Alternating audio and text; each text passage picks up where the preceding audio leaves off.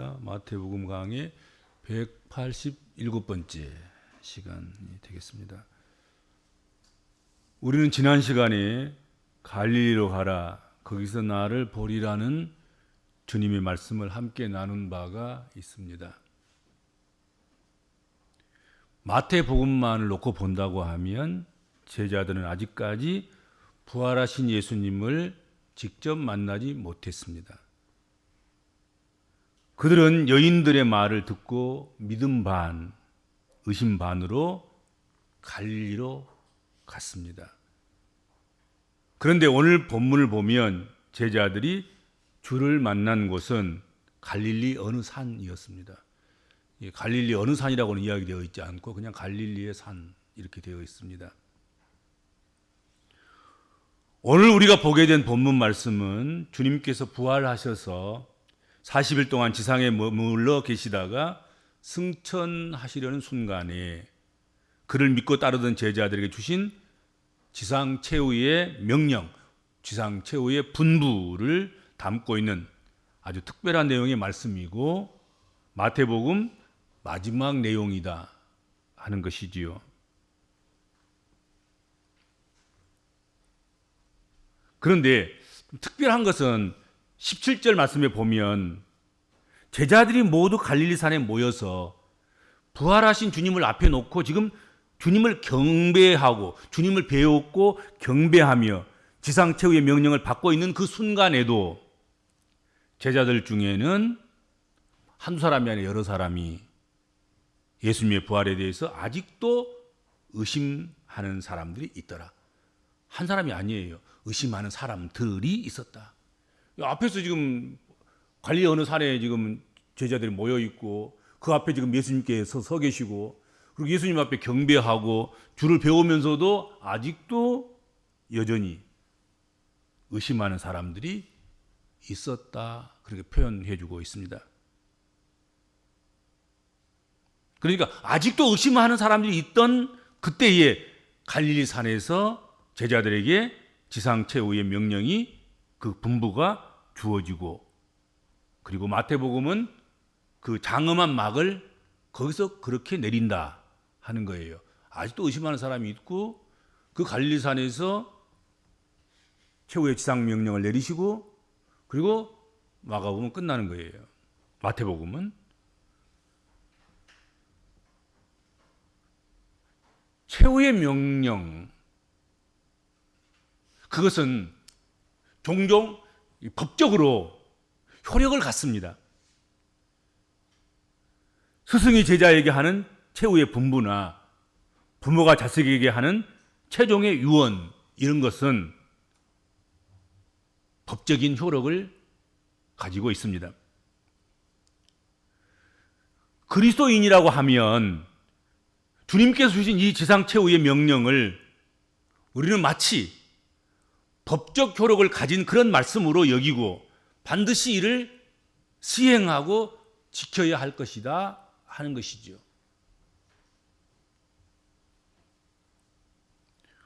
오늘 본문 말씀을 통해서 우리에게 주님이 남기신 지상 최후의 명령 그 분부 네 가지를 함께 살펴보면서 이 명령을 성실히 수행하는 그런 그리스도인들이 되기를 다짐하는 그런 시간이 되시면 좋겠습니다. 먼저 이 지상 최후의 명령을 내리신 이가 누구인지 우리가 분명히 해두어야 할 것이 있습니다. 18절 말씀 보세요. 예수께서 나와 말씀하여 이르시되 하늘과 땅의 모든 권세를 내게 주셨으니 부활하신 예수님께서는 하늘과 땅의 모든 권세를 아버지로부터 받았고 그렇게 받은 하늘의 그리고 땅의 모든 권세를 가지신 그 예수님께서 그 하늘과 땅의 모든 권세를 이미 제자들에게도 나누어 주셨음을 강조한다고 볼 수 있겠습니다. 그러니까 예수께서 하늘에 계신 아버지께 하늘과 땅의 모든 권세를 다 이미 받으셨고 그 받은 권세를 이미 마태복음에서 여러 군데서 제자들에게 그것을 이렇게 분여해 주시고 나누어 주시고 그리고 그들을 파송하셔서 복음을 선포하게 하시고 복음을 전하도록 그렇게 하신 일들이 앞전에 있었단 말이죠.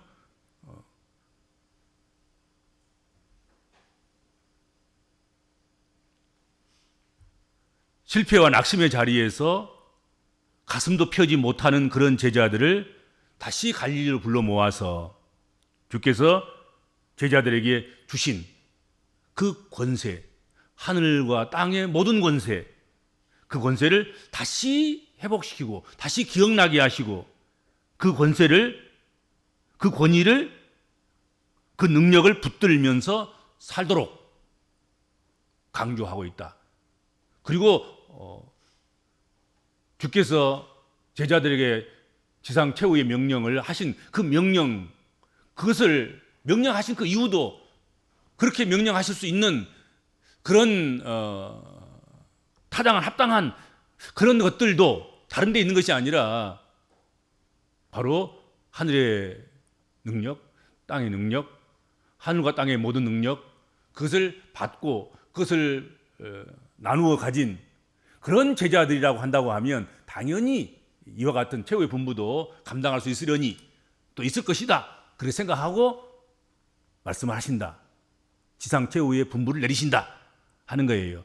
그러니까 감당할 수도 없는 사람들에게 그냥 막 억지로 맡기는 것이 아니라 감당할 수 있으면 하니까 이 말씀을 주신 거예요. 그래서 그 네 가지 것을 짧게 한번 생각을 해보도록 그렇게 하겠습니다. 첫째로 너희는 가라. 너희는 가라 하고 명령하시죠. 교회는 잘 모이는 것 대단히 중요합니다. 성도들은 교회에 잘 모이는 것, 회집되는 것이 대단히 중요합니다. 그러나 그것은 절반에 불과한 것입니다.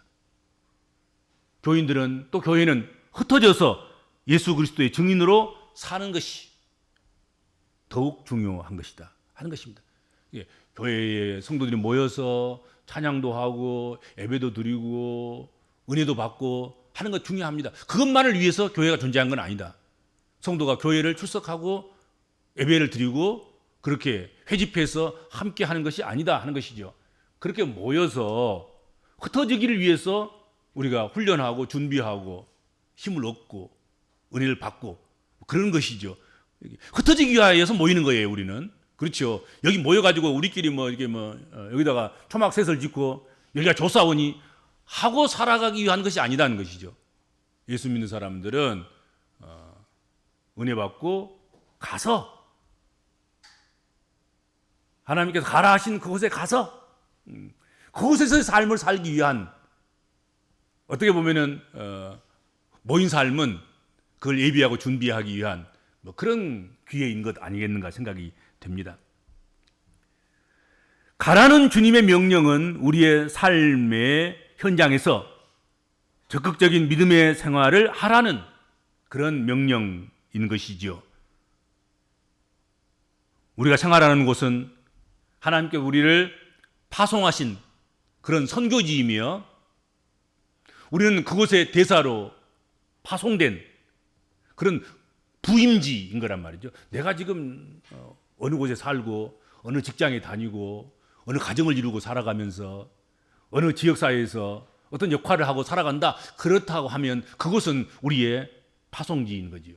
하나님께서 우리를 그곳에 파송하셨고 하나님의 사람을 하나님의 일꾼으로 하나님의 분부를 지킬 그런 하나님의 대사들로 하나님께서 세우셨다 하는 것입니다.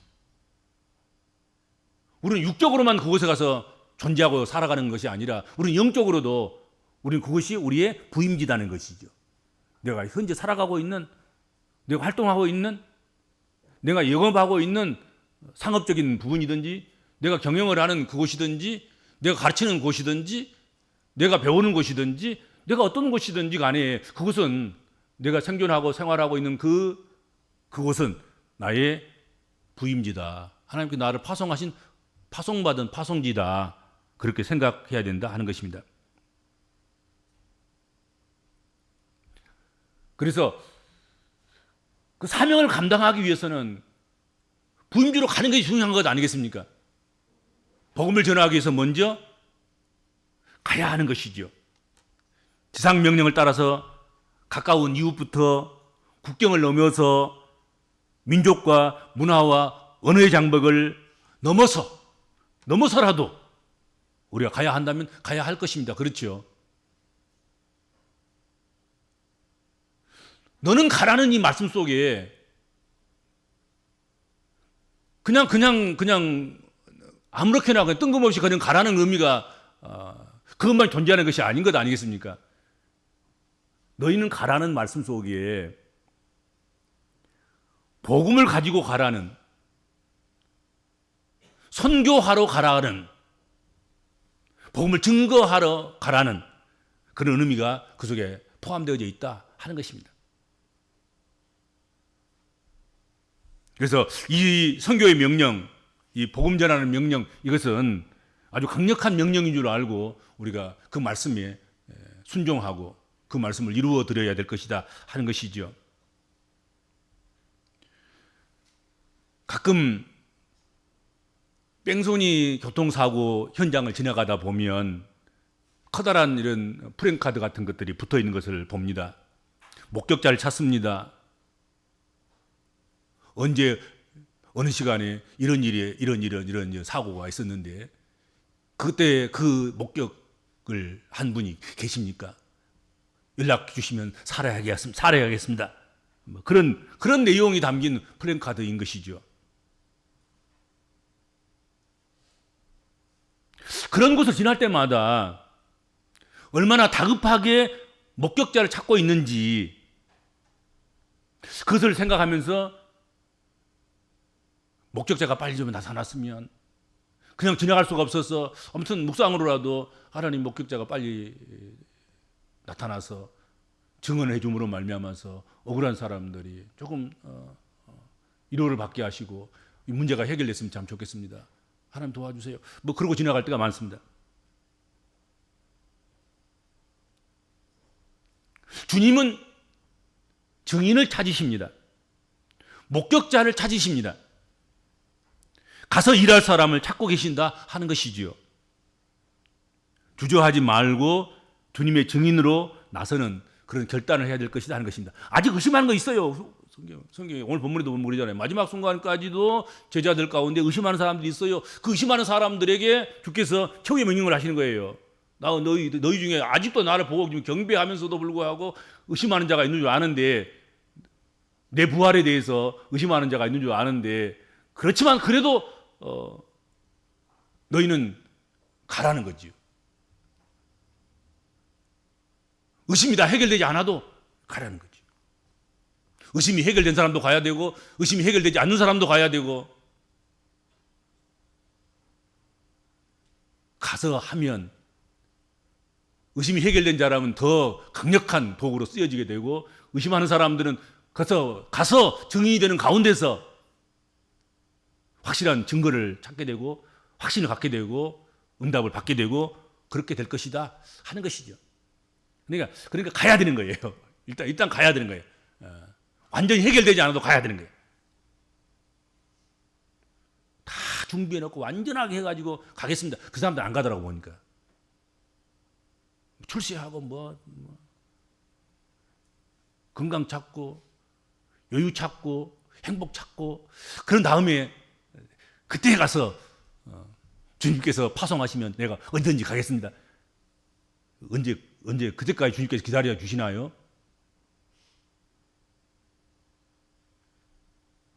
지금 아직도 의심하고 있는 가운데서 갈릴산에 있는 모든 제자들에게, 그리고 오늘 이 말씀을 우리에게 주시는 살아계신 하나님 말씀으로 듣는 우리들에게 가라는 것이죠. 너희는 가라. 그리고 두 번째 분부가 내려지는데, 모든 족속으로 제자를 삼으라, 그렇게 말씀을 하고 있습니다.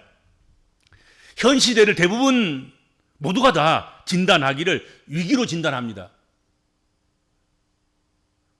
자연의 재난이나 재앙들, 난리와 난리, 전쟁의 소문들, 또 도덕적 윤리적인 그런 문제들, 그리고 경제적인 그런 것들, 자원의 문제, 여러 가지 많은 문제들이 산적해 있어서 이 시대야말로 위기 때가 아닌가, 위험한 세상이다, 위기다, 그렇게 판단하고 진단합니다. 모든 면에서 위기인 것이 틀림이 없으나 더욱 우리 복음적인 그리스도인들은 신앙의 공동체의 위기가 아닌가 그런 생각을 해봅니다. 그렇죠. 신앙을 너무 가볍게 생각하고 교회를 너무 지나치게 가볍게 생각해서 쉽게 여겨지는 그런 시대. 교회 공동체에 대한 그런 어떤 갈등의 문제든지 이런 문제들, 이런 것들이 아주 심각한 정말 옛날 같지 않는 그런 지금 위기의 때를 만나왔다 하는 것이죠. 이 위기를 타개할 방법, 그것을 요즘 제자 삼는 것으로, 제자화로 그렇게 이야기하는 사람들이 많고, 또 그것을 위해서 제자 훈련을 하고 제자 교육을 하는 그런 경우도 없지 않아 있으리라 생각합니다. 믿지 않는 사람을 단순히 기독교인 되게 하는 것에 머무르지 않고 예수님을 닮도록까지 양육하는 것, 그것을 제자화라고 말하지 않겠습니까? 그렇죠? 그런데 이 제자화하는 일에는 회사의 수고와 같은 그런 고통이 따르게 마련입니다. 가르치는 사람도 그렇고 배우는 사람도 그렇고 그렇죠. 그리고 그것은 결국 쉬운 일은 아닐 것이다 생각이 됩니다. 실제로 지금 교육하는 현장에 보면은 교육받는 사람은 많은데 참된 제자가 없는 거죠.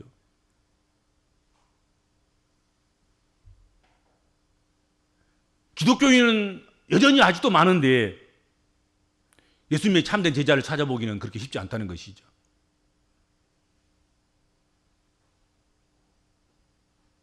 그래서 정말로 유대인뿐만 아니라 모든 민족, 모든 족속, 그들을 향하여 나아가서 한 사람 한 사람을 예수 닮게 하는, 예수를 살아가게 하는, 복음은 복음으로 살지 않는 한 복음은 복음이 아닌 것이다 이거지. 복음은 복음으로 살아가는 사람이 있을 때 그것이 복음인 것이고 기쁜 소식인 것이고 그런 것 아니겠습니까? 그렇죠?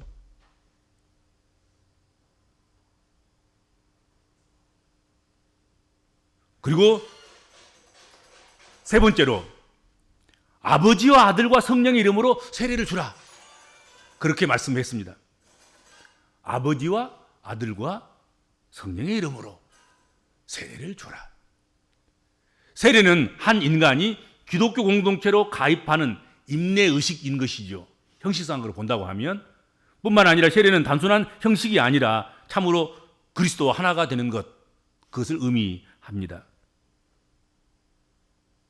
사도 바울은 세례를 받는 그 일을 그리스도로 옷 입는 일이라고 말하고 있습니다.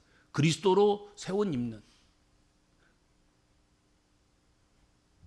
그 일이 세례를 받는 일이다. 물세례는 외형적으로 나타나는 기독교인의 표식일 뿐만 아니라 그리스도의 형상을 덧입음으로 새로운 사람이 되는 그런 의식이다 하는 것이죠. 그래서 아버지와 아들과 성령의 이름으로 그렇게 제자를 삼고 그들에게 세례를 주고 그래서 그리스도로 옷 입혀서 그리스도인으로 살아가는 그런 일이 발생하도록 만들어야 된다 하는 분부를 내리신 거지요. 그리고 마지막으로 내가 분부한 모든 것을 가르쳐 지키게 하라 그렇게 말씀했습니다. 그리스도의 말씀을 준행하고 그리스도의 삶과 일치되는 그런 생활을 하기 위해서 힘쓰는 그런 성도만이 우리 안에 내주하시며 동행하시는 예수 그리스도로 말미암아서 하나님의 자녀로서 합당한 삶을 살게 된다 하는 것이지요. 이런 결과는 그냥 주어지는 것이 아니라는 것이지요. 가르치고 지키게 하는 그런 교육에서 오는 것이다 하고 말씀하고 있는 것입니다. 그래서 결국은 하나님 말씀을 잘 교육하고 하나님 말씀을 잘 교육받는 그 교회가 또 그런 성도가 미래를 열 수 있는 교회가 되는 것이고 또 성도가 될 수 있다. 그렇게 생각이 됩니다. 사실 그렇지 않습니까? 교회 교육뿐만 아니라 세상의 어떤 직업 교육이나 지식 교육이나 어떤 과정을 거치는 그런 교육이나 인성 교육이나 할 것 없이 여러분 교육받은 사람만이 미래에 기대할 수 있는 사람이 되는 것이고 미래의 주인이 될 수 있는 것입니다. 교육받지 않은 사람에게는 그런 기대할 수가 없어요. 그렇지 않겠습니까? 그래서 우리가 별수단과 방법을 다 동원해서라도 우리 자녀들을 교육하려고 하고 그렇죠. 교회의 기회를 주려고 하고 그런 것 아니겠습니까?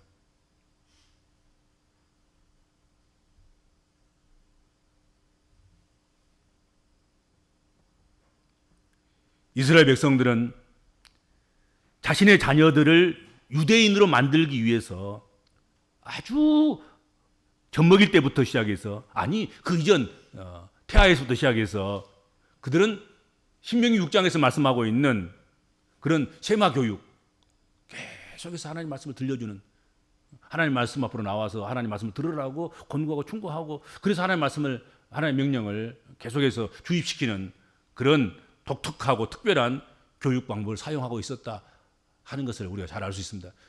유대인의 그 유대함들은 전부 다 세마 교육에서 오는 거란 말이죠. 하나님 말씀을 아주 어렸을 때부터 태아에서 그 생명이 조성될 때부터 조성되기 이전부터 그들에게는 하나님 말씀이 들려지는 그런 우수한 하나님 말씀의 교육이 있었다는 것이죠. 그렇죠.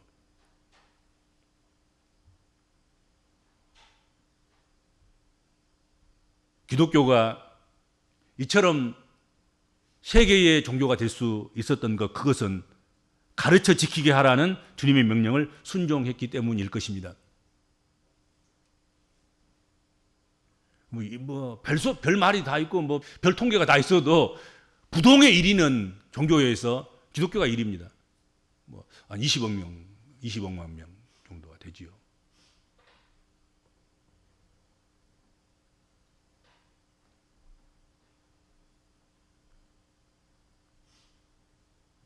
그리고 주님의 이 지상 최후의 명령을 준행하고 사는 성도들에게는 주님의 놀라운 축복이 약속되어져 있다 하는 것입니다.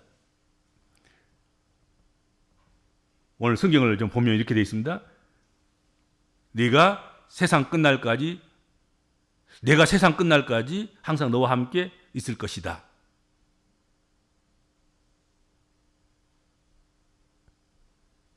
그렇게 약속하셨습니다.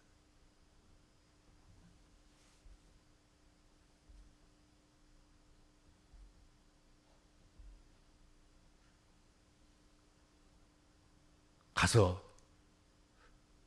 모든 민족을 제자로 삼아서 아버지와 아들과 성령의 이름으로 세례를 베풀고 그리고 주께서 우리에게 분부한 모든 것을 가르쳐 지키게 하면 세상 끝날까지 내가 너희와 항상 함께 있을 것이다. 그렇게 약속하셨습니다.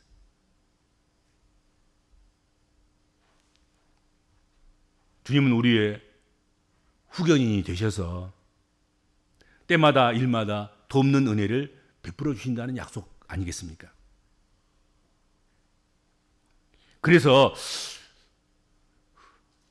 우리는 이 주님의 지상 최후의 명령 이것을 행하는 데 있어서 우리의 힘으로가 아닌 우리의 기술로나 능력으로가 아닌 우리의 힘으로는 이거 감당할 수가 없어요. 이 지상 최후의 분부의 이 명령을 하나님께서 예수께 주셨던 하늘과 땅의 모든 권세, 예수께서 그 제자들에게 또 우리에게 주신 하늘과 땅의 모든 권세, 그 주님의 능력을 의지하면서 이 일을 감당해야 되겠다 하는 것이죠. 그렇죠? 그러면 힘들고 어렵고 방법이 없는 것 같은 그런 이 일도 길이 열리고 또 열매를 맺고 우리가 기대했던 것보다도 더 큰 그런 놀라운 일들을 우리가 경험하게 될 줄로 믿습니다. 기도하겠습니다. 주님, 이제 마태복음을 마감하게 됐습니다. 마태복음의 마지막 부분은 아직도 여전히 의심하는 자가 있으나 그럼에도 불구하고 지상 최후의 명령을 받았고 또 그것을 준행하는 일이 제자들에게 또 주님의 몸된 교회 믿음의 백성들이 준행해야 될 일인 줄로 믿습니다.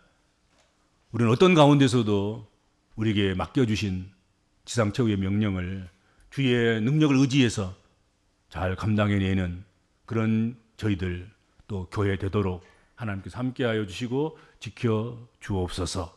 예수님의 이름으로 간절히 기도하옵나이다. 아멘.